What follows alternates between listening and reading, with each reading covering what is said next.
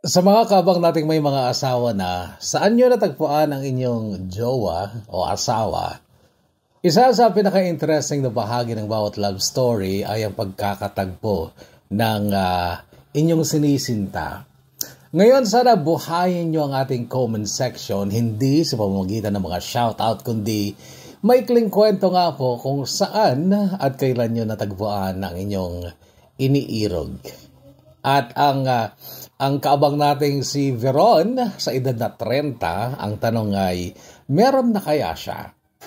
At ating pakinggan o inyong pakinggan ang kanyang kwento dito sa DKB, Dear Kuya Bono ng Bono's Love Tube, kaabang mo sa bawat kwento.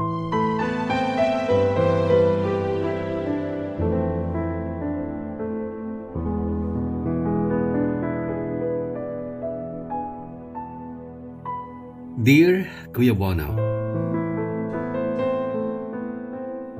matagal ko nang gustong sumulat para ma-share din ang kwento ng buhay ko, subalit madalas ay hanggang simula lang ako. Isa ako sa mga libu-libong naka-earpod habang nagtatrabaho kasi nakikinig sa mga kwento mo. Napakalaking tulong ang iyong programa para sa aking araw-araw na pagtatrabaho sa Singapore. Pero ngayong magsisimula akong magsulat ay nandito ako sa aming bulubunduking barangay na nasasakupan ng San Felipe, Zambales. Isang lihim ang natuklasan ko 2 linggo pa lang ang nakararaan at ito ang dahilan kung bakit ngayon ay desidido na akong ibahagi itong kwento ng buhay at pag-ibig ko.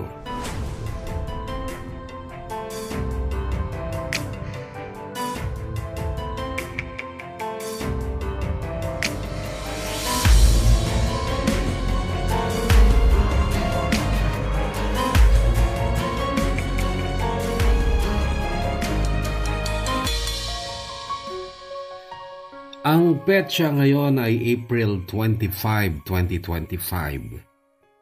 4 na araw pa lang ang nagdaan nung ako ay magdiwang na ang aking 28th birthday. Masasabi kong iyon ay isa sa aking pinaka-espesyal at unforgettable birthday. Pero ang pinaka-unforgettable talaga ay noong 12th birthday ko noong 2009. Dahil noon ay may masamang nangyari na kahit kailan ay hinding-hindi ko makakalimutan.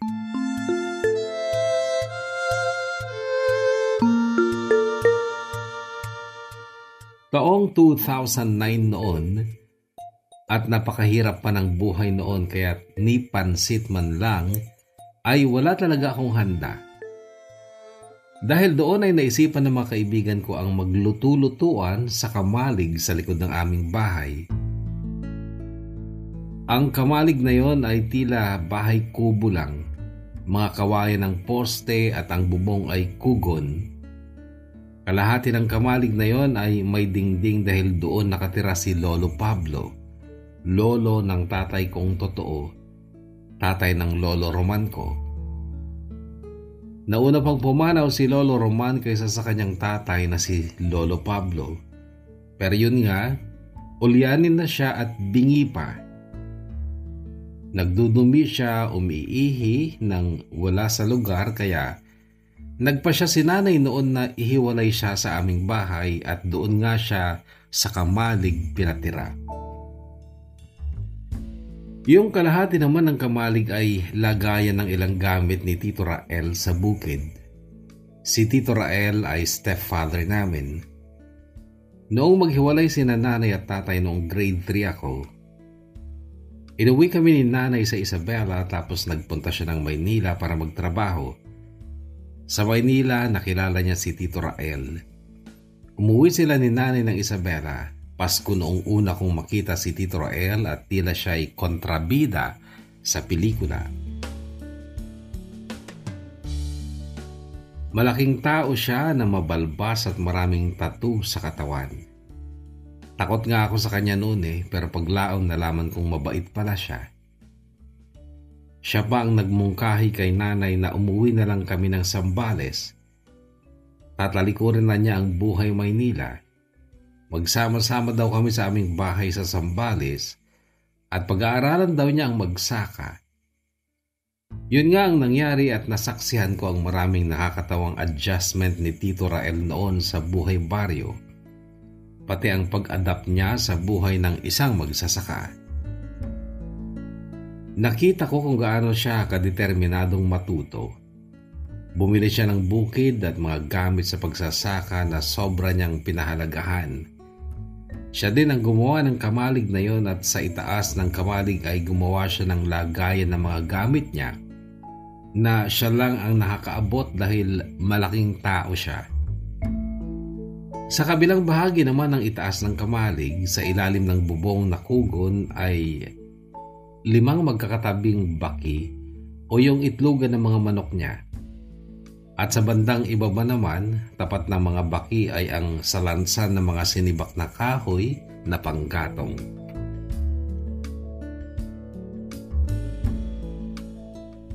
Doon naisipan ng mga kaibigan kong sina Margie, Ingo, Elma, Rosa at Vina na magluto-lutuan kami.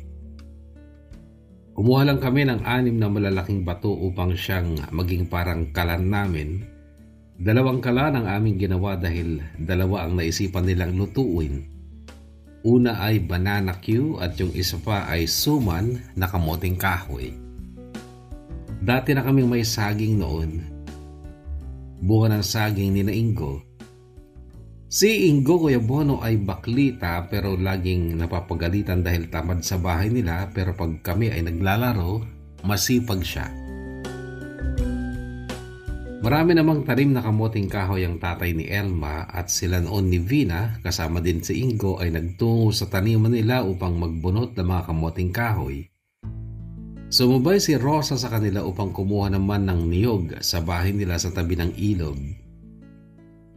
Sa aming magkakaibigan noon ay si Rosa ang may pinakamalayong bahay, subalit mabilis siyang tumakbo at alam kong saglit lang ay makakabalik na siyang may dalang niyog.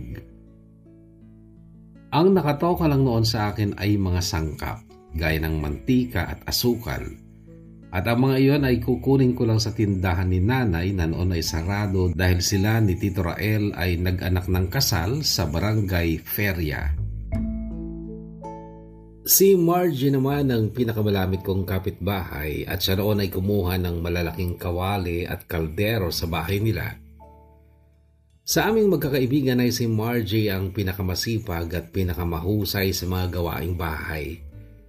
Siya kaagad ang nagpresentang kumuha ng mga kasangkapan dahil kahit mangitim ng husto ang mga kawali at kaldero, ay kayang-kaya niyang pakintabin ulit gamit lang ang lupa at abo mula sa kalangdi kahoy. Kami lang ni Margie ang naiwan noon sa kamalig at inihanda namin ang mga lutuan. May panggatong na ang 2 magkatabing kalan na ginawa namin pero wala pang sinde. Naroon na rin ang 1 bote ng mantika at 4 na 1/4 na asukal na pula. Alam kong kagagalitan ako ni nanay kapag nalaman niya pero maaari ko siyang sumbatan kapag nagalit siya dahil birthday ko pero kinalimutan niya at inuna pa ang pagpunta sa kasal sa malayong barangay. Nakaupo kami ni Margie sa salansan ng mga panggatong. Pinag-uusapan namin si Lolo na nagsasalitang mag-isa sa tulugan niya. Sarili niya ang kausap niya dahil bingi siya at kahit maingay kami ay hindi niya naririnig. Nakatawa pang sumilip si Margie sa maliit na bintana ng tulugan ni Lolo noon. Madalas nilang makitang nakahubo si Lolo. Ulyanin na nga kasi. Yun lang ang tawag namin noon sa baryo kapag matandang makakalimutin na, ulyanin, pero sakit pala yun at ang tawag doon ay Alzheimer's disease. Alam mo yun kapag mahirap ka at tagaliblib na baryo ka, kapag ang matanday naging ulyanin, normal lang sa amin. Pero sa mga mayayamang taga-kabihasnan, sakit yun. Alzheimer's nga at ginagamot nila, dinadala sa ospital. Nalaman ko lang naman ito noong nasa Lebanon pa ako. Sa unang subok kong maging domestic helper doon, may Alzheimer's ang tatay ng amo ko. Dinala sa pagamutan noong una hanggang sa dinala na sa home for the aged.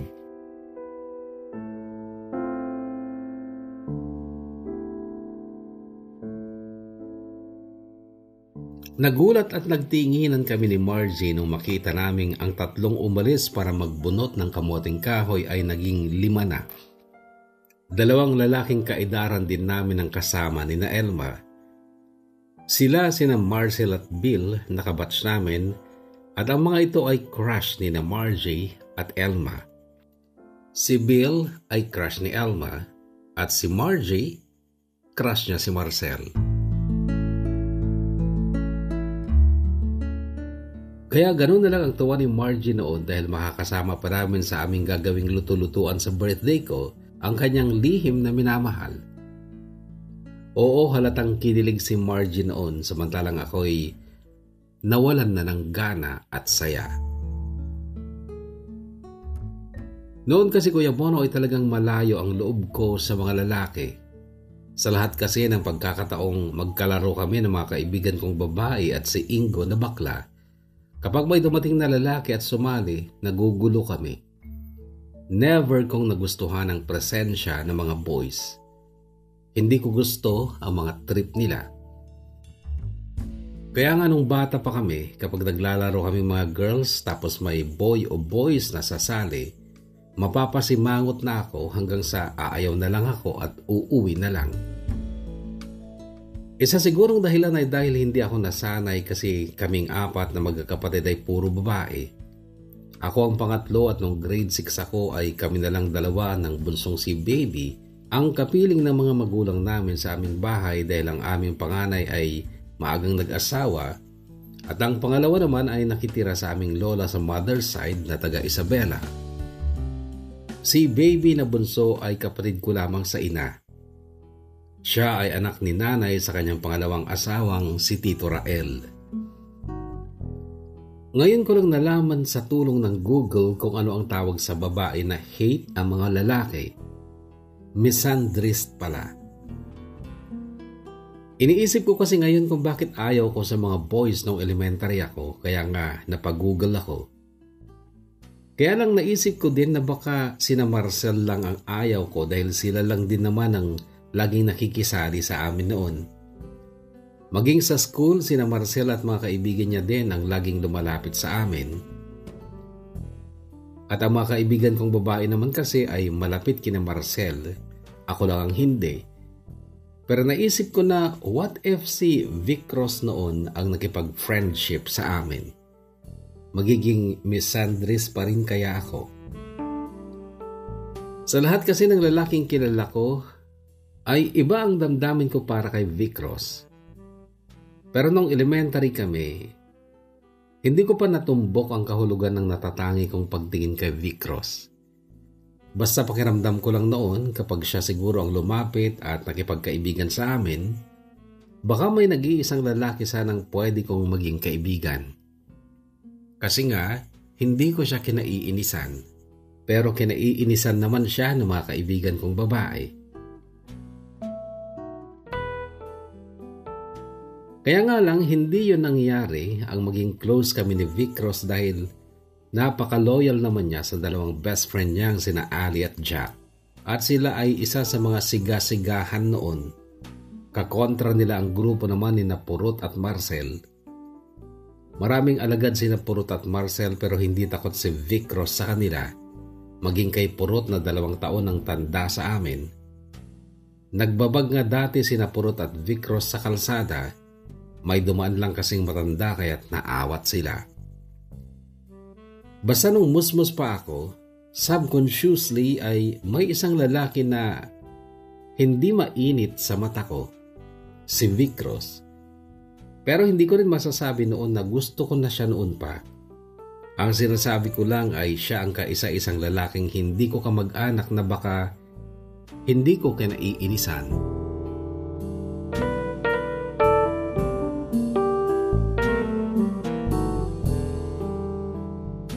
Ang kamalig nung araw na yun ay tila naging damara sa dibu o kasal dahil nilagyan pa nila ng dekorasyon mga dahon at bulaklak.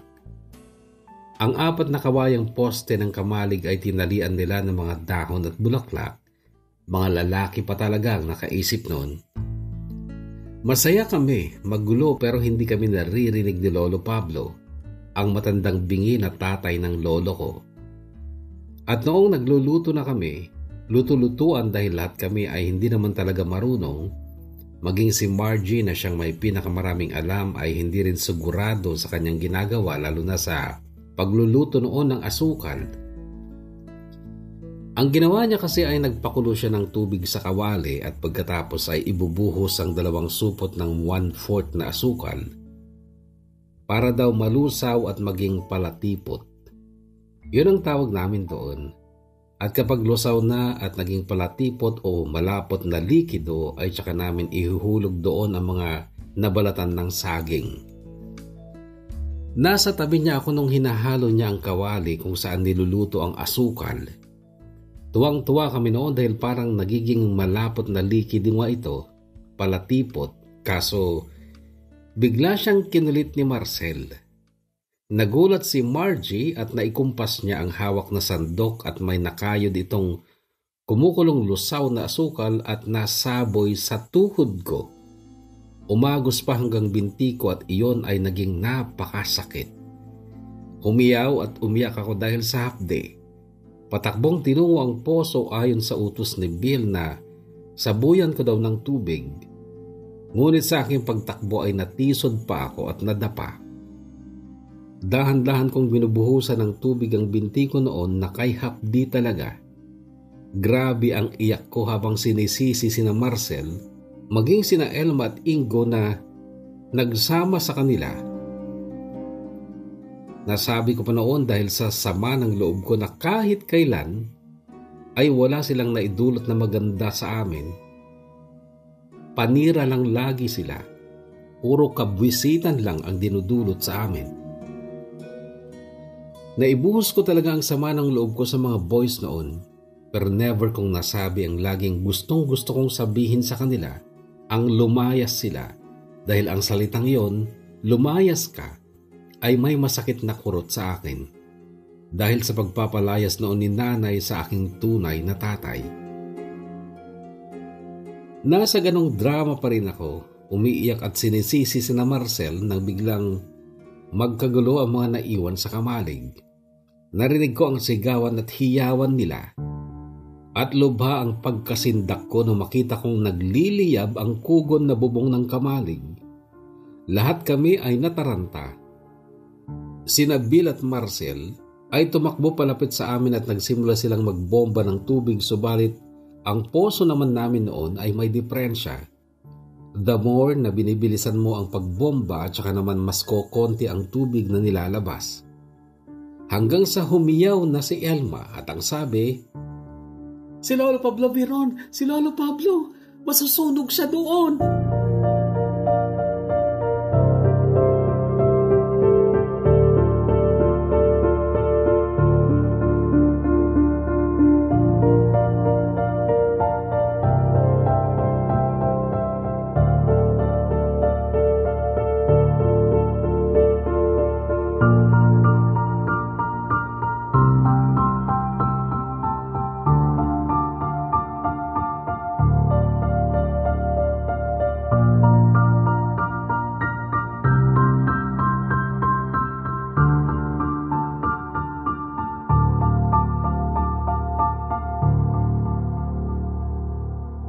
Ang pangyayaring yun, Kuya Bono, na natupok ang kamalig ay 16 years na ang nakakaraan.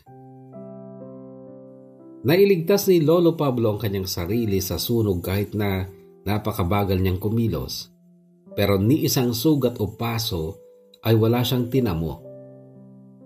Nakita na lang namin siya sa likod, nakatalungko sa ilalim ng mga puno ng saging at yakap-yakap ang nag-iisang bagay sa kwarto niya na nailigtas niya, ang nakakwadrong litrato ni Lola Rosita na asawa niya.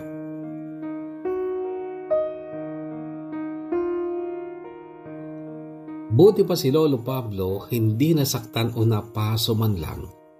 Samantalang ako ay naging markado o markada nung araw na yon dahil ang paso ng kumukulong palatipot na tumapon sa tuhod ko at umagos pa sa binti ko ay naimpeksyon pa.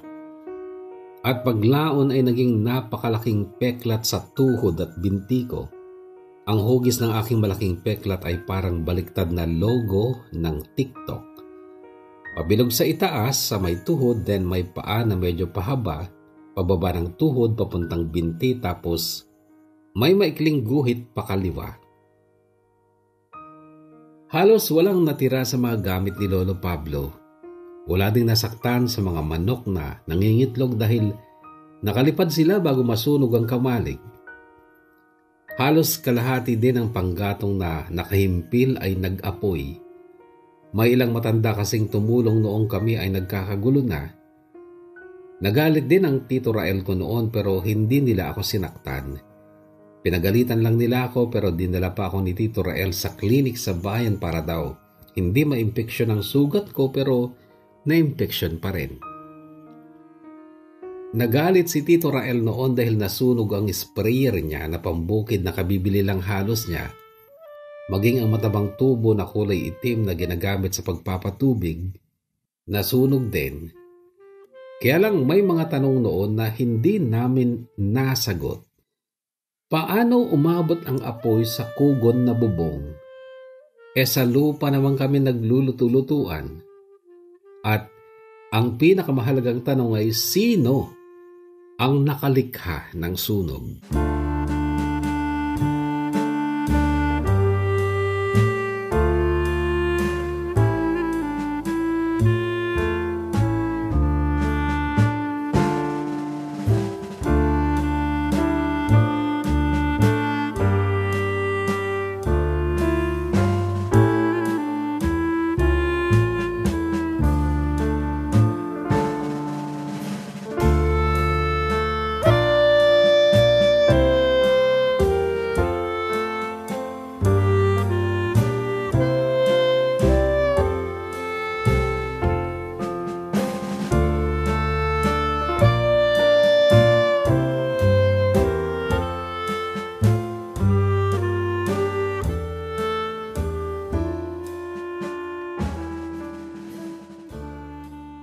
Ang tanong na yun nga ay hindi nasagot. Hindi namin alam dahil ang dalawang kalan na bato ay nasa lupa. Malapit sa isang poste ng kamalig sa bandang kaliwa. Ang kwarto ni Lolo Pablo ay nasa kanan. At dahil hindi namin nasagot ang tanong na yon, lahat kaming naroon ang itinurong may sala. Pero sa aming lahat ay may pagtataka, lalo na kay Margie na siyang tagapagluto namin noon at halos hindi umalis sa harap ng kalan. Sino ba talaga ang responsable sa sunog na yon? Noong panahong yon at ang mga sumunod pa mga taon ay nanatiling tanong yon na hindi nasagot hanggang sa nakalimutan na naming lahat.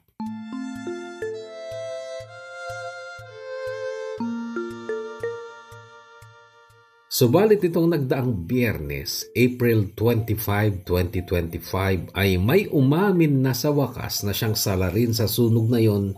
16 years na ang nakararaan.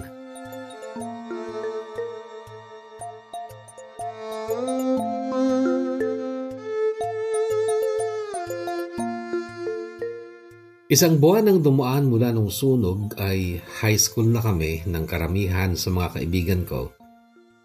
Malayo ang aming paaralang Don Hitulio F. Arindaing High School sa Barangay Faranyal. Mahigit kalahating oras ang biyahe ng tricycle na siyang naghahatid sundo sa amin. Naging kaklase ko pa rin sina Elma, Ingo at Marcel nung first year high school kami. Pero kapag tanghalian ay kasama din namin sina Vina at Rosa.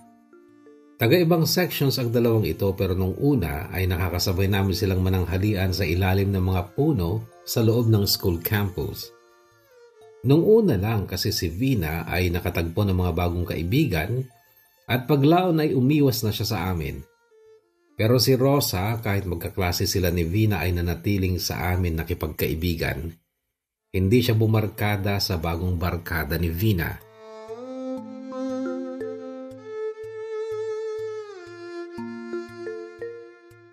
Sina Margie at Bill ay sa Governor Manuel de Barreto National High School nag-aral. Tumira silang dalawa sa bahay ng lolo nilang taga roon sa barangay Maloma. Magpinsang buo sina Margie at Bill. Noon, Kuya Bono, ay pinasadya ng nanay ko na mahaba ang palda kong pang-uniform. Mas mahaba kaysa normal na palda upang hindi makita ang peklat ko sa tuhod at binti ko. Nakasanayan ko na rin mula noon ang magmedyas ng hanggang ibaba ng tuhod upang itago ang pangit kong marka na yun.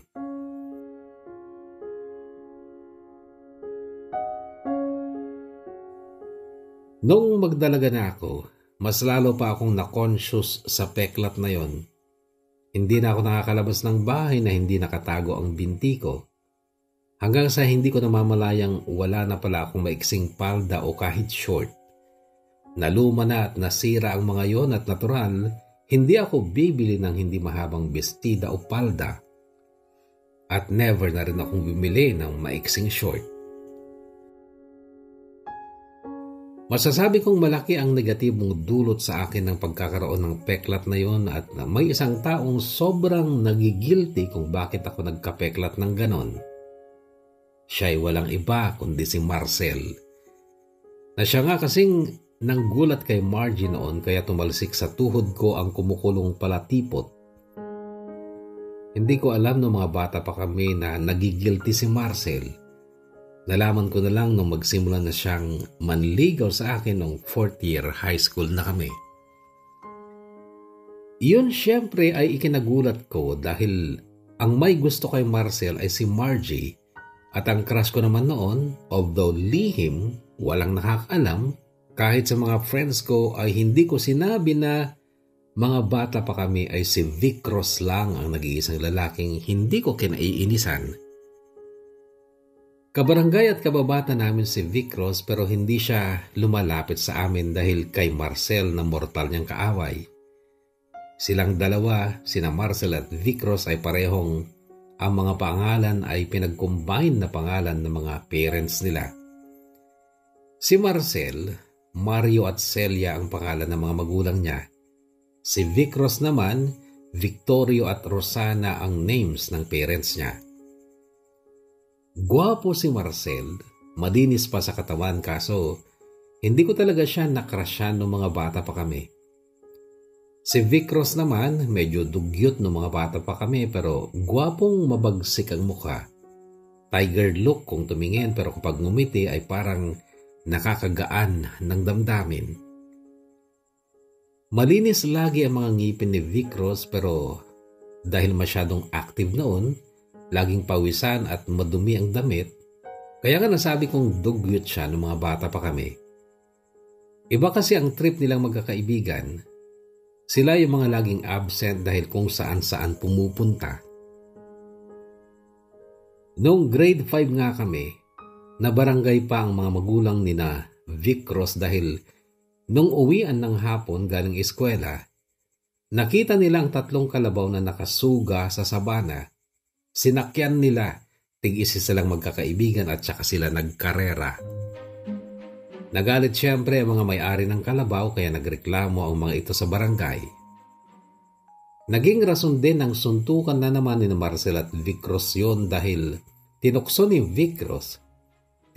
Marcel si Vic Ross sa pagsasabing magnanakaw si Vic Ross ng kalabaw. Nagrumble sila, suntukan, gabbo. Sa school pa nila yung ginawa kaya na-principal sila. Talo si Marcel noon sa away na yon pero hindi siya umiyak o sumuko kahit wala na noon si Purot kasi naghinto na naman. Si Purot ang mabigat na kalaban ni Vic Ross noon at kagrupo yun ni Marcel. Isa pa ay malambot pa ang katawan ni Marcel noon samantalang si Vic Ross ay dati ng tangkiran ng pangangatawan. Sila ni Purot ang pinakamalakas na lalaki sa klase namin noon. Maleksi kasi si Vic Ross at sanay sa mabibigat na trabaho dahil mahirap lang sila. Sina Marcel kasi kahit papano ay may kaya dahil OFW ang mama niya at 3 lang silang magkakapatid. Noong mga bata kami talagang mapapansin mo kung sino ang may kaya at alagang-alaga ng magulang At isa si Marcel sa mga halatang alagang-alaga. At si Vicros naman noon, kagaya ng mas nakararaming batang lalaki ay parang bahala na sila sa mga buhay nila.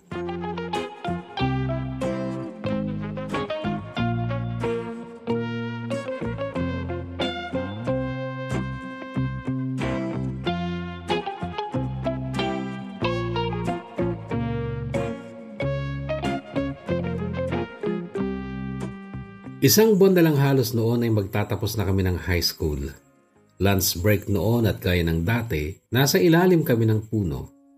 Pero at that time ay kasama namin ang dalawang kaklase ni Marcel na sina Bong at JC at ang topic namin noon ay ang tungkol sa paghihiwa-hiwalay na namin pagkatapos ng graduation. Biglang nagbiro si JC ng ganito kay Marcel. "Tol, mawawala na pala tayo sa high school. Di mo pa naliligawan si Veron." Napatingin ako sa kanila. Napatingin naman sa akin sina Elma at Ingo, then narinig ko nang nagsalita si Marcel. "Ngayon na ako magpapaalam. Veron, pwede ba ako manligaw sa'yo?" Gaya ng dati, parang wala akong narinig. Nakalakhan ko ang ugali ko, Kuya Bono, na huwag makipag-usap sa kahit sinong lalaki na hindi ko kamag-anak. Siniko ako ni Elma na siyang katabi ko noon. "Hoy, may sinasabi si Marcel." Untag niya pero hindi pa rin ako kumibo. At inulit ni Marcel ang sinasabi niya. "Veron, nilalakasan ko lang ang loob ko. Gusto ko kasi na ikaw ang una kong liligawan kaya nagpapaalam ako sa'yo." Hindi pa rin ako sumagot pero hinilan ni Elma ang dulo ng buhok ko. "Kabastusan na yan, Veron. Kinakausap ka, sumagot ka." Tila galit na sabi ni Elma, kaya sumagot nga ako pero hindi ako tumingin kay Marcel. "Si Margie ang may gusto sa'yo. Siya ang ligawan mo." Tropa lang ang pagtingin ko kay Margie. Sa'yo ako in love, Veron. Matagal na. Nahihiya lang akong magsabi. Napakamanhid mo naman kasi. Di mo man lang nahahalata yung mga kilos ko. Hindi ko tiyak ang nararamdaman ko noon, Kuya Bono.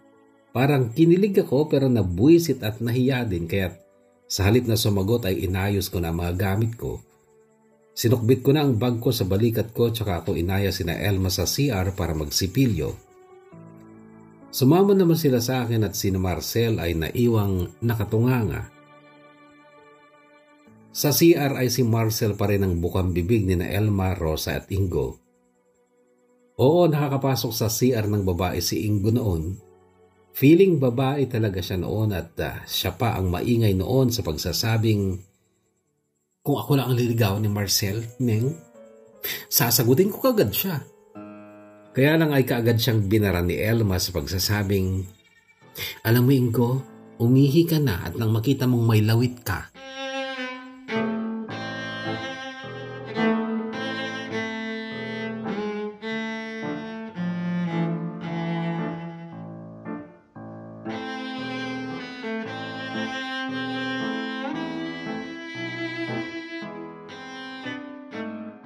Ang nangyari, hinayaan kong manligaw si Marcel noong tapos na kami ng high school. Formal ang naging panliligaw niya dahil nagtungo talaga siya sa aming bahay at noong una ay magalang talagang nagpaalam kina Nanay at Tito Rael para umakyat ng ligaw sa akin. Well, sa aming barangay noon, kapag mahirap ka at tapos ka na ng high school, pwede ka na mag-asawa o magpaligaw at maghanda na sa pag-aasawa. Kaya nga walang tutol sina Nanay at Tito Rael noong magpaalam si Marcel na ligawan ako, lalo na't matino at may kaya nga ang pamilya ni na Marcel. At aminado naman ako nung magtagal na, Kuya Bono, na nagkakaroon na ako ng damdamin para kay Marcel. At ang sabi ko pa nga sa sarili ko noon, gusto ko yung unang boyfriend ko ay siya ko na rin mapapangasawa. At dahil nagkakagusto na rin ako kay Marcel noon at alam kong hindi na ako pag-aaralin sa college, kagaya ng mga ate ko ay talagang pinupwesto ko na ang sarili ko na magiging misis ni Marcel. Kaya nang yun nga may problema. Ako. Mag-iisang taon nang naliligaw sa akin si Marcel noon Ang unang gagawin niyan kapag galing siya ng San Marcelino tuwing Biyernes ay pupunta siya sa akin at may dalang pasalubong pa. Sa PRMSU San Marcelino siya kasi nag-aral. Tumira siya sa bahay ng tiyahin niya doon at tuwing Biyernes lang ng hapon nakakauwi sa aming barangay. Nakapag-aral siya, Kuya Bono, samantalang ako hindi na talaga napag-aral pa't naging taong bahay na lang ako. Kagaya din ni na Margie, pero si Margie ay nangamuhan sa Maynila. Sa aming magkakaibigang babae, sina Rosa at V na lang ang nakapagpatuloy ng kolehiyo. Si Elma, maagang nakapag-asawa ng dayuhang inireto lang sa kanya ng tiyahin niyang galing ng Malaysia. Sabi sa akin ni Elma noon, ihahanap din daw niya ako ng AFAM na aasawa sa akin. Pabiro kong sinabing, sige, para makaalis na rin ako sa baryong to. Biro lang yon dahil ang totoo, gusto ko na nga si Marcel noon pero ang problema ko lang ay ang sarili ko. Hindi ko kayang ilabas o ipakita ang totoong nararamdaman ko para kay Marcel. Hindi ko kayang aminin sa kanya na may pitak na rin siya sa puso ko at mas komportable akong maging malamig pa rin sa kanya at ni isang ngiti o salubungin man lang ang titig niya ay hindi ko talaga magawa. Mas lalo namang hindi ko kayang sagutin ang tanong niya na, Veron, mahal mo na rin ba ako? Bakit hindi mo pa ako sagutin? Ang sagot ko lang noon, hindi ko alam, Marcel. Maghintay ka lang kung gusto mo, huwag kung ayaw mo. Nakahanap ng iba si Marcel. O baka dati na siyang may nakita kasi nag-aaral nga siya sa university at syempre maraming babae doon. Basta bigla na lang siyang hindi na nagpapakita hanggang sa nabalitaan ko na lang na may girlfriend na siya.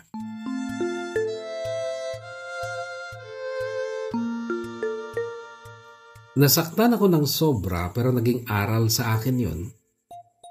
Sinisi ko ang sarili ko at ikinintal ko sa utak ko na sa susunod na may lalaking magkakagusto sa akin at gusto ko rin, babawasan ko ng pagpapakipot at pagiging plastic ko sa sarili kong damdamin.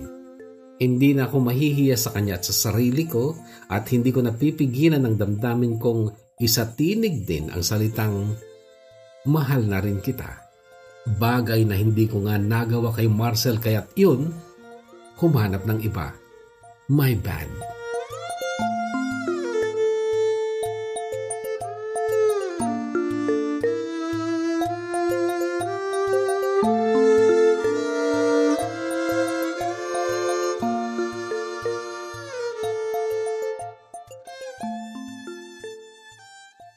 Edad 18 ako nang tuluyan na akong nagsawa sa pagiging tambay at palamunin ng magulang ko at ipinilit ko na kay nanay na sasama ako kay Margie sa Maynila upang magkatulong din.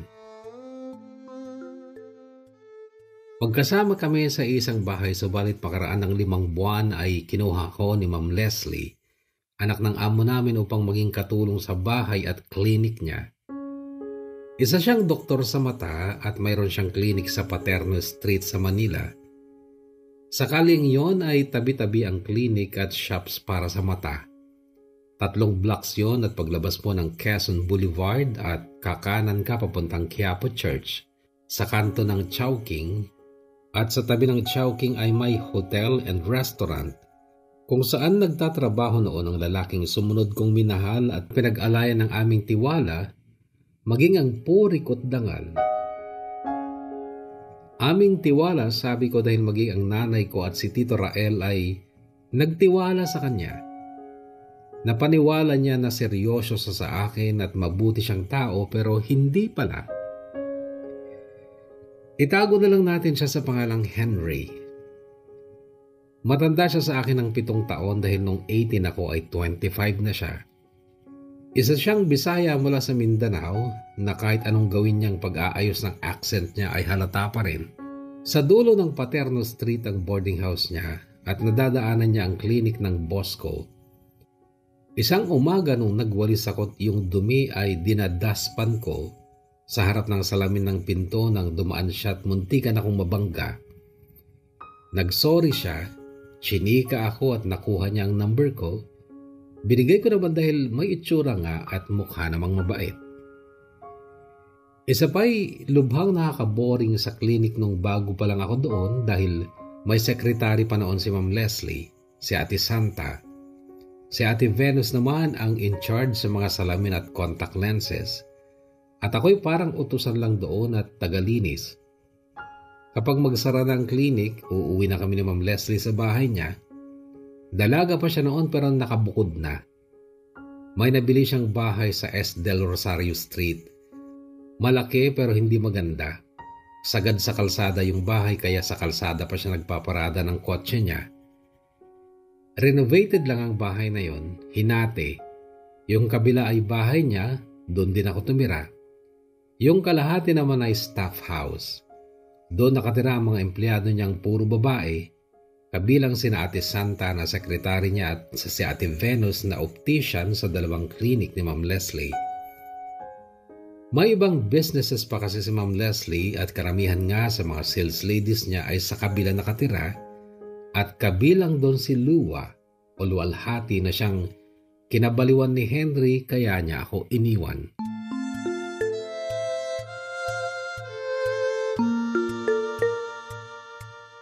Noong mahal pa ako ni Henry, nagpupunta pa siya sa Del Rosario Street para makita at makausap ako ng personal. Isang gabing busy ako sa pinapagawa sa akin ni Ma'am Leslie ay hindi ko nalabas kaagad si Henry. Pero natanaw ko siya sa bintana. Kausap niya sina Luwalhati at Myra na mga sales lady ni Ma'am Leslie. Ilang buwan lang ang dumaan nung araw na birthday ni nanay at nangako kami ni Henry na uuwi kami para kami ang maghahanda para sa birthday niya ay hindi yun natuloy dahil nakipag-break na sa akin si Henry. Sobrang galit ko noon dahil pinaasa niya ang nanay ko. Pati ako noon ay hindi na rin nakauwi dahil kukulangin ang pera ko. Nagsorry na lang ako noon kay nanay sa text at naunawaan naman niya ako pero gaya ni nanay ay abot hanggang impyerno din ang galit ko kay Henry. Hindi ako makapaniwala Kuya Bono na nalin lang niya ako. Napakagaling niyang umakting. Akala ko mabait siya dahil kapag umuwi kami ng Sambales noon, liban sa mga pasalubong ay kay bait niyang makipag-usap sa magulang at kapatid ko. Nagmamano yan kina nanay at Tito Rael at kay lambing niya kay baby. Botong-boto tuloy sila nanay sa kanya. Lagi siyang tinatanong sa akin, kinukumusta. Tuloy ay nagtiwala na rin ako sa kanya at naibigay ko pa nga ng 2 beses sa kanya ang katawan ko tapos nalingat lang ako, mayroon na siyang iba.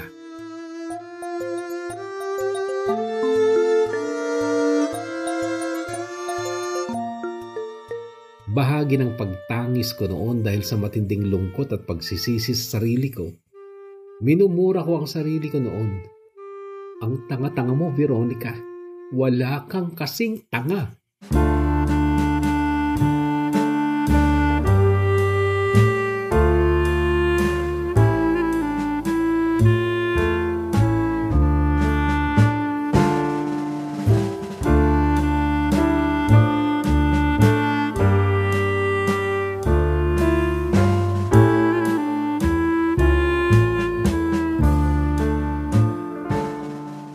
Sure ako na hindi naman ako naging OA sa dusa, lungkot o pighating na idulot ni Henry sa akin. Nataon lang na 1 week after akong lokohin ni Henry ay Holy Week na at bago pa Holy Week ay umuwi na ako sa amin kaya kahit papano yung nakita ni nanay at Tito Rael ang kalungkutan ko. Biyernes Santo ay umalis sa amin si Tito Rael, bumalik gabi ng Sabado. Bumalik ako ng Maynila Linggo ng tanghali at papasok pa lang ako sa bahay ni Ma'am Leslie ay tinawag ako ni Rhea na isa sa mga sales lady na nakatira sa kabila. Ibinungad niya sa akin ang balita tungkol sa pagkakabaril ni Henry na noon ay nasa ospital dahil 2 binti niya ang sinadyang tamaan ng bumaril sa kanya. Sa totoo lang, kahit gaano ang puot ko kay Henry noon ay hindi ako natuwa sa sinapit niya. Gusto ko maghinala noon na may kinalaman ng stepfather ko sa nangyari kay Henry pero hindi ko na inalam. Hinayaan ko na lang.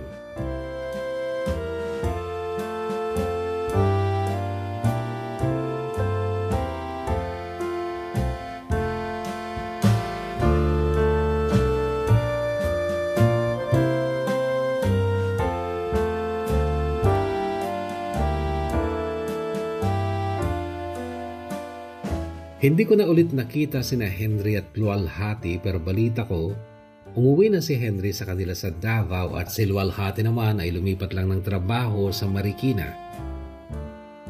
Napansin ko noon ang pagdamay ng ilang babae sa kabilang bahay sa pang-aahas ni Luwalhati kay Henry sa akin pero hindi ko sila binigyan ng pagkakataong makalapit sa akin dahil ayaw kong makarating kay Ma'am Leslie ang katangahan ko.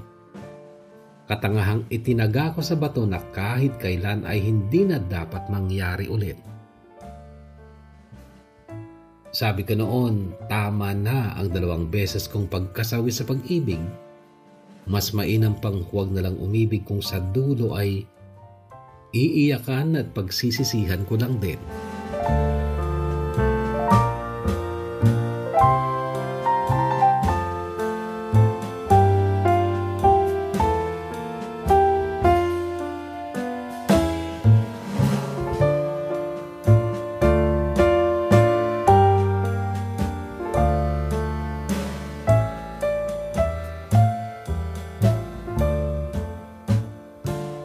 Kaya lang simula nung hiwalayan ako ni Henry ay naging bugnutin ako dahilan para lagi na akong mapag-initan ng boss ko, maging ang 2 kong kasama, sina Ate Venus at Ma'am Santa.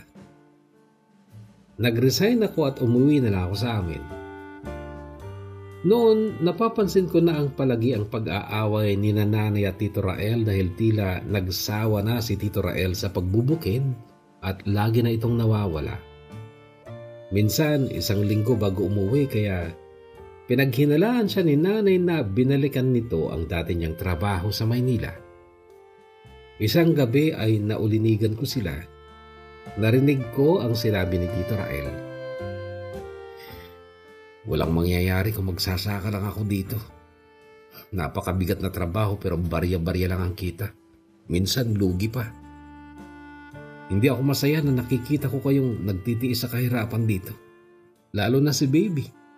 At si Beron, anong plano mo sa kanya ha? Hahayaan mo na lang siya makapag-asawa ng magsasaka at maging mahirap din kagaya mo?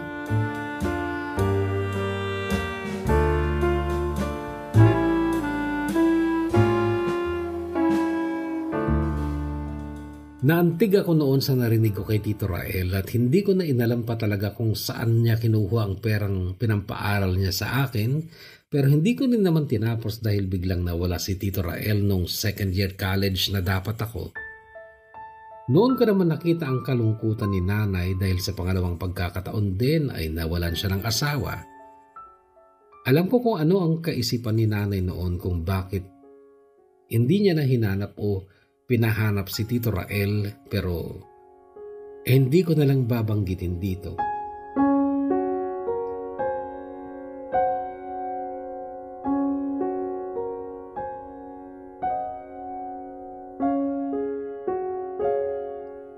Isang taon kaming naghikahos sa kahirapang mag-iina hanggang sa hindi na namin kaya at muli ay inuwi kami sa San Mateo, Isabela upang tumira kay Lola. May asawa na rin noon ng isang ate ko na pinalaki ni Lola pero sa Rojas naman nakapag-asawa. Edad 23 ako nung patulan ko ang alok ng tiyahin kong domestic helper sa Lebanon na mag-apply sa agency kung saan nagtatrabaho ang kaibigan niya.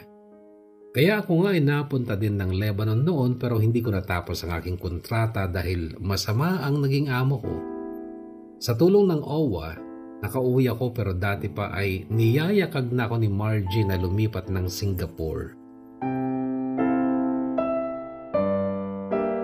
Nagkakausap na ulit kami noon sa pamamagitan ng messenger at siya pa nga ang nagturo sa akin kung anong gagawin ko noong naiipit ako sa Lebanon. Pagdating ko ng Maynila nung kagagaling ko ng Lebanon ay kaagad kong hinanap ang agency ni Margie sa Ermita. May tao siyang inirefer sa akin na siyang kakausapin ko at kay dali nga lang din Kuya Bon ako nabigyan ng trabaho. 3 buwan lang akong muling tumambay dito sa amin sa Zambales at pagkatapos noon ay nag-flight na ako papunta ng Singapore. Nag-flight ako noong March 2023 at noong araw na yon hindi pa ako nakakasakay ng eroplano. Nasa departure waiting area pa lang ako ay tumawag si nanay. Masaya ang tinig niya sa pagsasabing dumating na si Tito Rael. Kinausap din ako noon ni Tito Rael sa cellphone na kung gusto ko daw ay huwag na akong tumuloy ng Singapore at magnenegosyo na lang kami.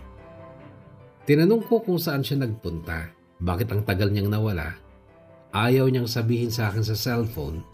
Sa personal daw siya magkukwento sa akin kaso tumuloy pa rin ako ng Singapore and this time, sinuwerte na ako sa aking employer dahil mababait sila. British ang amo kong babae, Pakistani naman ang lalaki at pareho silang nasa finance. May 2 silang anak na parehong English speaking at dahil doon ay naobliga akong mag-aral pa ng English sa tulong ng Google. Nung una, aminado akong marami akong hindi alam. Madalas akong nagbubukhang tanga sa mga amo ko at sa mga alaga kong bata pero dahil sa Google, unti-unti akong natuto at natututo pa sa araw-araw. Salamat sa Google dahil halos lahat ay alam niya pero maraming sablay kapag Tagalog ang term na gagamitin mo sa tanong mo. Matatawa ka na lang minsan sa isasagot niya.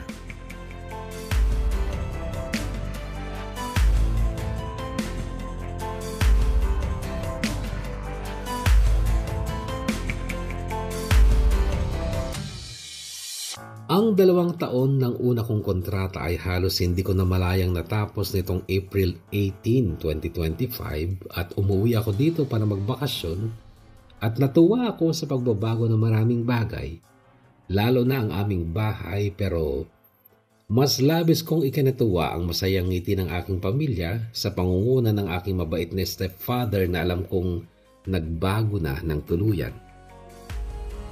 Ibinenta ni nanay ang dati naming bahay at lupa at lumipat sila malapit sa Burol. Doon sila nagtayo ng medyo malaki at magandang bahay sa tulong ko din siyempre, unang sweldo ko. At namili sila ng baka at kambing na unti-unti nilang pinadami. Sa gawing dulo ng lote ay mayroon pa silang pigiri at manukan.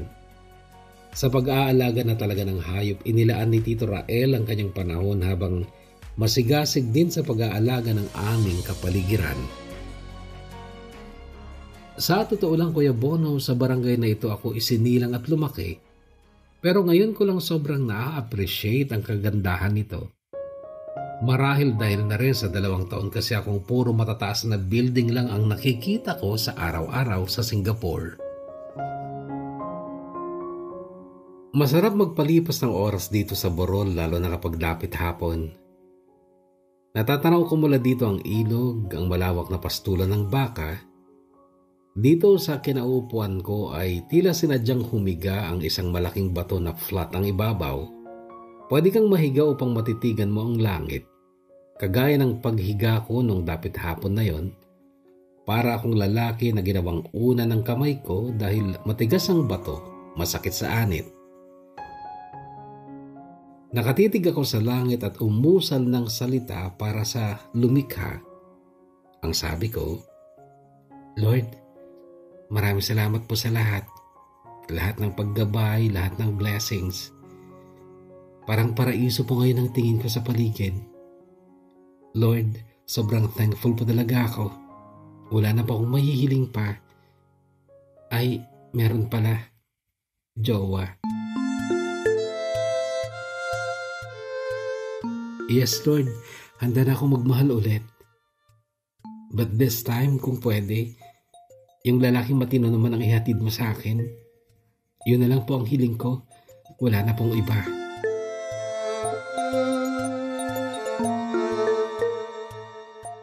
At alam mo Kuya Bono, ang bilis ng sagot ni Lord sa akin.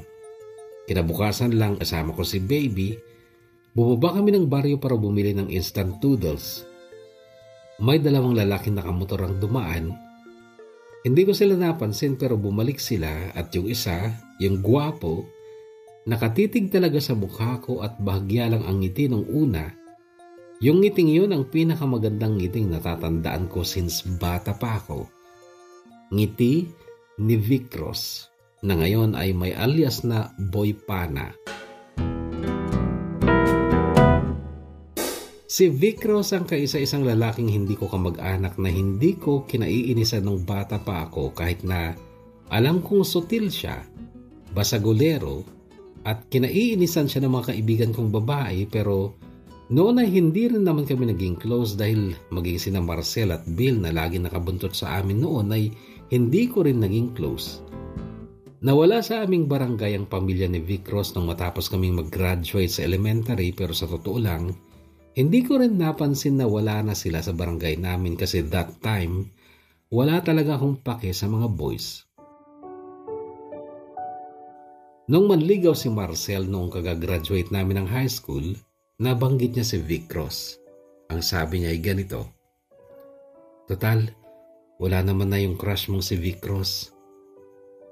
Sinulyapan ko lang siya ng matalim noon pero hindi ako nagsalita pero noon ko lang napagtanto na matagal na nga palang hindi ko nakita si Vicros. 16 years old kami ni Marcel noon at nung muli ko nga makita si Vicros na 4 or 5 days ko pa lang ng bakasyon from Singapore ay 28 na ako. 12 years na kaming hindi nagkita pero nakilala ko pa rin siya dahil sa mga mata niya at iyon nga ngiti niyang biglang nagpapabago sa astig niyang mukha. Alam kong napangiti din ako nung lumapit siya matapos bumaba ng motor ng pinsan niya. "Veronica," usal niyang nakangiti. "Oy Vicros, long time no see ah." Nakangiti ko ring sagot. Naggamot siya ng batok tanda ng pagbaba ng confidence niya.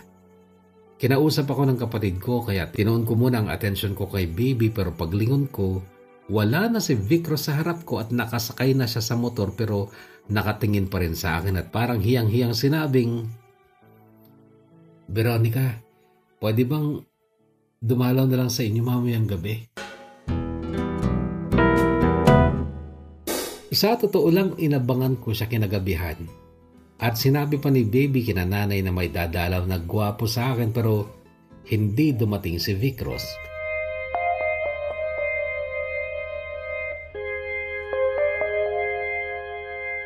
Alas 4:30 ng hapon kinabukasan ay nandito kami sa burol ni baby. Nakasalampak kami sa ibabaw nitong malaking bato. Nang mamataan ko si Vicros mula sa likod ng bahay namin at paakyat din ng burol. Sabi ni baby, "Ate, may dala siyang flowers oh." Nakangiting sabi ng kapatid ko. Kinilig ako noon at tahimik kong kinausap ang Diyos kasi iba talagang tahip ng dibdib ko noon. "Lord, eto na ba yung sagot mo sa hiling ko?"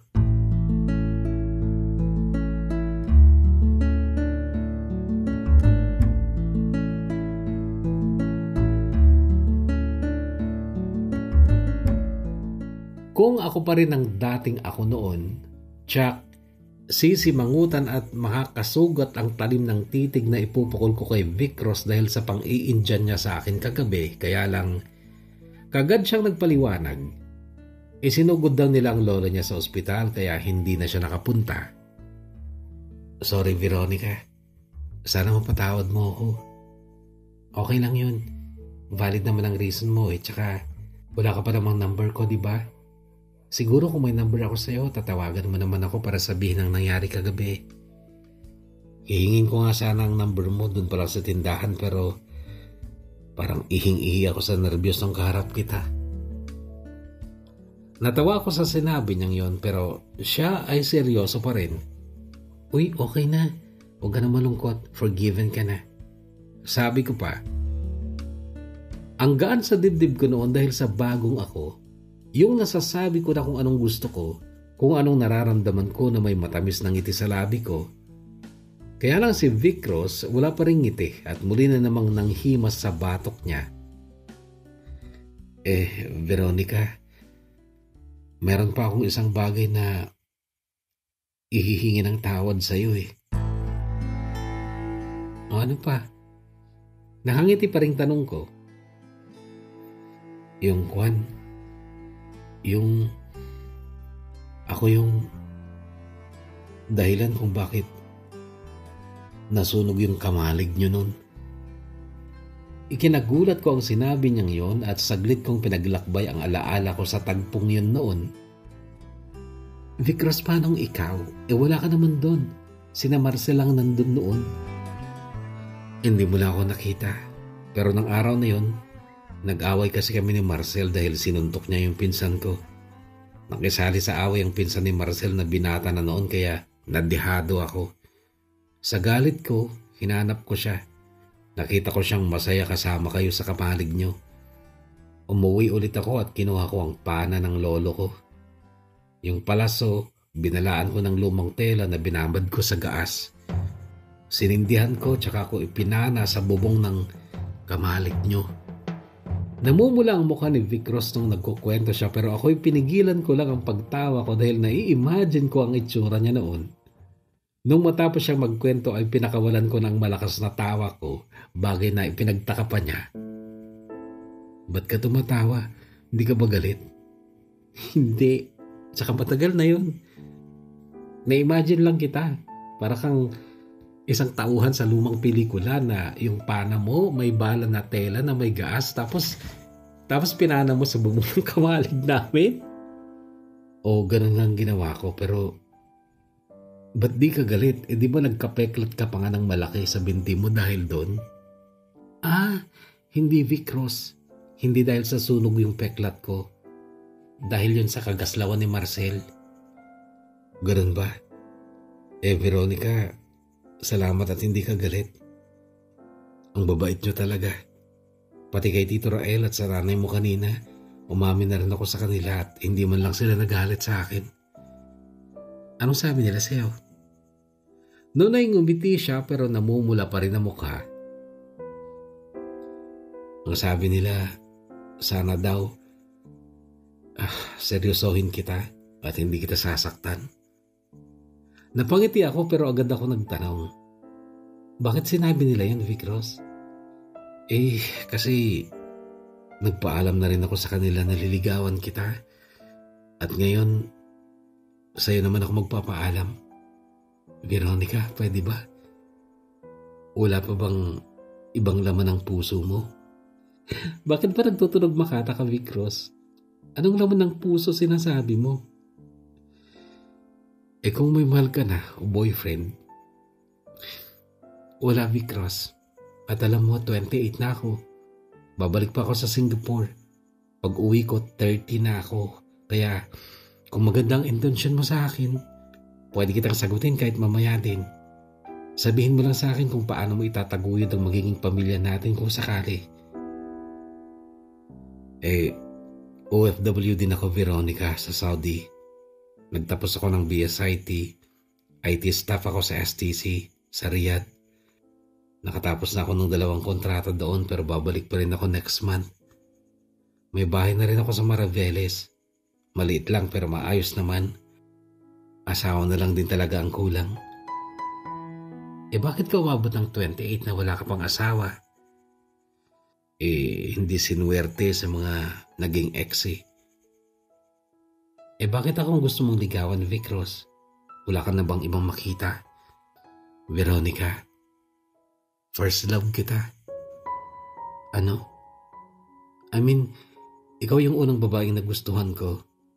Kaya nga, gigil ako kay Marcel noon dahil dikit siya ng dikit sa'yo . Pero nung nagkasala ako dahil sa kamalig, hindi sana talaga ako sasama kina mama sa Bataan. May iwan sana ako kay Lola pero natakot ako na baka may nakakita sa akin kaya sumama na lang din ako. Ang gago mo talaga noon, Vicros. Pero tanong lang, hanggang ngayon ba ganun ka pa din? Hindi na. Yun na ang huling nagawa kong kagaguhan, Veronica. Sana talaga napatawad niyo na ako. At sana, bigyan mo ako ng chance na mapatunayan kung seryoso ako sa'yo. Okay, pero Vicros, panimula ko at nawala na rin ang ngiti ko sa labi ko. Inutusan ko ang kapatid ko si Baby na lumayo muna sa amin dahil sasabihin ko kay Vicros na hindi marinig ng bata. Noong nasa bandang itaasan ng burol si Baby ay umamin na ako kay Vicros na hindi na ako malinis dahil kay Henry. Alam ko na yan, yung lumpo na ngayon, di ba? Nagtaka ako sa narinig kong yun kay Vicros. Paano mo nalaman na lumpo na ngayon si Henry? Napatitig siya sa akin bago alumpihit na sumagot ng kinuwento lang sa akin ni Tito Rael. Muling nagningas ang duda ko na may kinalaman talaga si Tito Rael sa nangyari kay Henry noon. Pero hindi na ako nagsalita ng tungkol doon kay Vicros.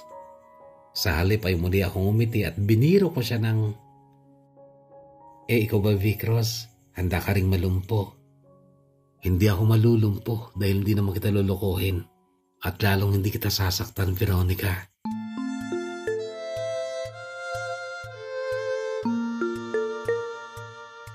Simple lang ang naging birthday ko 6 days ago. Baka malito kayo kasi sabi ko simula ng sulat ko ay 4 days ago ang birthday ko pero 2 days na nga kasi akong nagsusulat at patapos na rin tong part 1 ng kwento ko.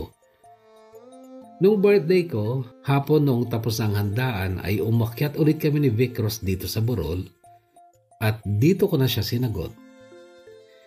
Yes, Kuya Bono at mga kaabang, ganun kabilis. Mahal ko na siya kasi gusto ko naman na siya dati pa. Pareho pa naming crush ang isa't isa kaya diba? Something yun is special pero guess what?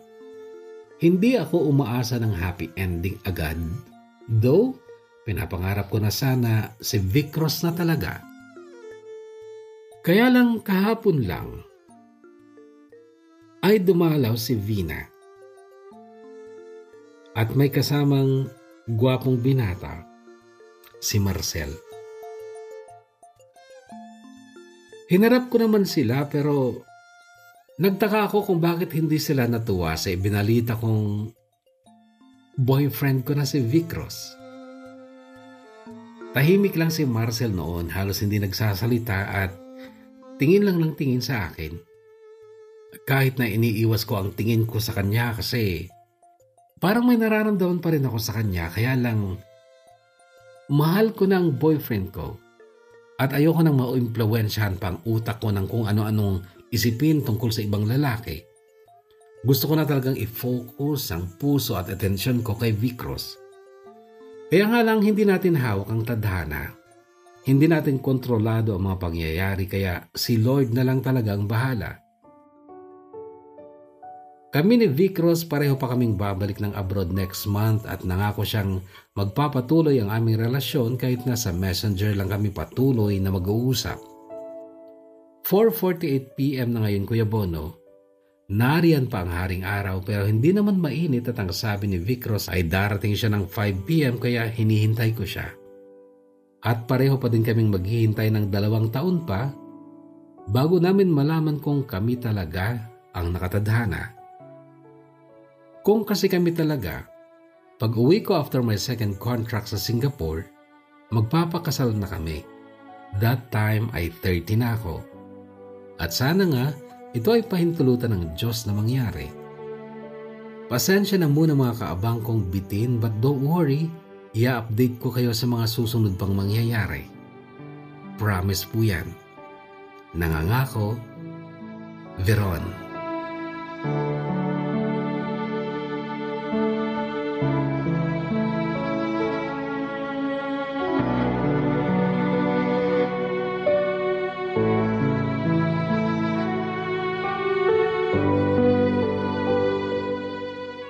Hindi porket hindi pa nagpakasal ay bitin na.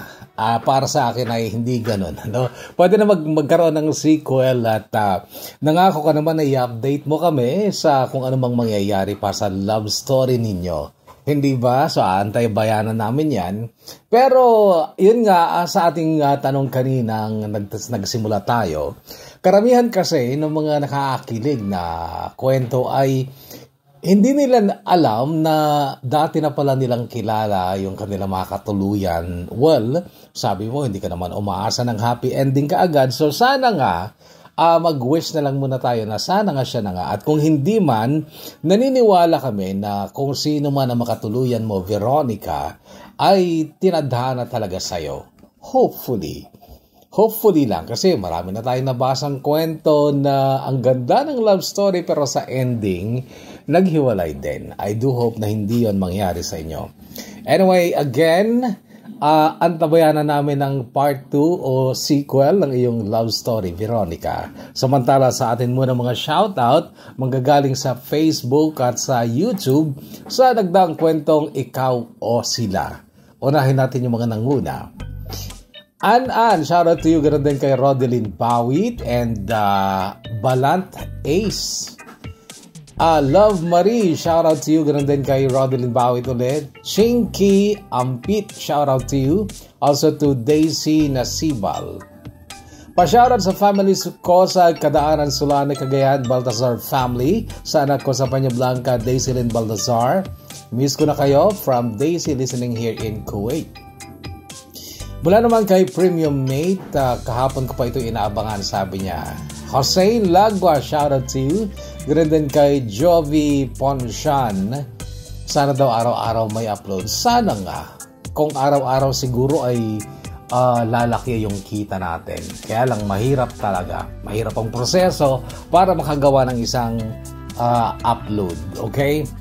Jovi Ponshan, shoutout to you. And Sherwin De Guzman. Pa-shoutout sa next video kuya, Sherwin De Guzman and Anthony De Guzman, ang adik na ate ko. And Jess Medico, pa-shoutout sa mga mahal kong anak na sina John, Janine at Evo. Kuya, love na love kayo ni Mama, aral mabuti. Love you from your mom, Jess. And Cherisa Kafugawan, shoutout to you. Also to Grace Sherwin Ablao, idol, maraming salamat at nandiyan ka ulit. Matagal siyang nawala, okay? And baka pwede nang magbahagi ng part 2 ng kwento mo, idol Sherwin.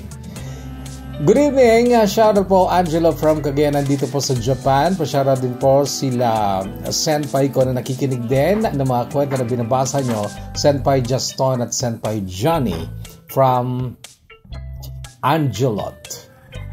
Nice story, thanks kuya sa bagong story. Mayat man ti agubran, sabi naman ni Vivian Kern. And Leonard Aquino, good evening kuya, pa-shoutout po. Madirdir ko, Felicidad Aquino na lagi nakaantabi sa programa mo. At matagal pa programa mo kuya. Leonard Aquino. Maricel Butakan, shoutout to you. At nakikinig siya sa Cyprus. Maraming salamat. Jessica Manuel, marsugid mo akong tagapakinig at lagi nakasubaybay sa programa mo. Ay sa mga kapatid ko dyan sa Caloocan, Zamora, from Macau. Tumunog. And dumako naman tayo sa ating Facebook, sa ating poster post. Bawit Agkawili, Rodeline, shoutout to you. Maricel Tamayo Becerra, shoutout to you. Michelle D. Panganiban, hi, I'm Michelle Panganiban. Pa-shoutout kuya, listening from Coron, Palawan. Shoutout to you, Michelle.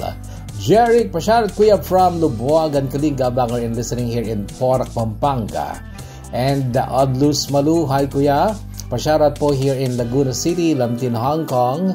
Shoutout to you. Lahat ng mga kaabang nating nasa Hong Kong, shoutout sa inyong lahat. Odlus Malu, shoutout to you. Moises Mong Bartolome, hello Papa Bono. Pahanap naman po yung storya ni Apollo, yung may asong alaga. Hinanap ko kasi sa CLS noon. Nasa CLS pa kayo noon, Papa Bono. Salamat. Sige, hanapin natin. At si Melissa na siyang nag-share ng part 1 ni Rochelle, original yung kanang sinare sa akin, parang recorded yata, hindi ko alam kung saan niya nakuha, basta napaka-CLS nun. Melissa, kung meron ka ng kwento ni Apollo at iba pang kwento sa CLS noon, pa-share naman ulit, okay? Leveline, shoutout po kay JR Hernandez ng Hitachi, Japan. Keep safe always and more power sa iyo. You're always listener and a banger here in Hong Kong po. Leveline, maraming salamat. Edwin Hinova Beria, banger dito sa Iloilo kuya. Salamat sa bagong kwento. Edwin, maraming salamat. Hi Kuya Bono, pa-shoutout ulit sa family ko dyan sa Santa Maria, Flora, Apayao. Family Simangan, Family Planas, and Family De La Cruz. That's from Josie Flor Simangan. Ella Reyes Corcuera, kaabang-abang Kuya Bono, makaka-relate ng mga kapwa ko kahugot dito, lalo na at nasa 40s na yata si Moises De La Cruz at 30s naman si Miss Ella Badang Micaels. At agyaman Kuya Bono at daman abang ako na nagmayat kami nagdingig habang madamati ubra liliwami nga OFW agdingig kadagiti istorya dito channel mo. Shout out man aming nga OFW iti buong amlubong. It's me, Lee De Los Santos Langkita, Jeddah, Saudi Arabia. Agyaman Mesli Blagag, shout out to you. At panghuli muna, Yemelda. Hello Kuya Bono, pa-shoutout lagi ho akong nakikinig sa inyo habang naka-live hon sa TikTok kasama yung mga kaibigan ko at binabati ko nga po pala sila lalo na kay Ate Sarah, Bunso Jazzy, Mayora, kay Balmond na sana mag-move on na, okay? Kay Rona na sana'y mag-ingat lagi, kay Gojo na sana'y maging matured na, kay Hans na sana alam ang mali sa tama, kay Ate Arlene na puro pa-sexy, kay Kuya Lee na mabait, bad boy na lulubog lilitaw at sa baby kong si Papa Jeff, salamat po mo power. Ano ba yung TikTok mo? Message mo ka sa akin at manood nga ako habang nakikinig ka kamo ng kwento. Will watch you. Yemelda. At saka si ate na laging pa-sexy, Ate Arlene, shout out to you. So yan na muna mga kaabang at again, Veronica, maraming salamat sa pagbabahagi mo ng iyong kwento dito sa DKD at sa mga kaabang, kakwento at kahugot na muling naglaan ng oras, maraming salamat. Stay healthy, kakwento, kaabang, kahugot, stay safe and may God bless us all.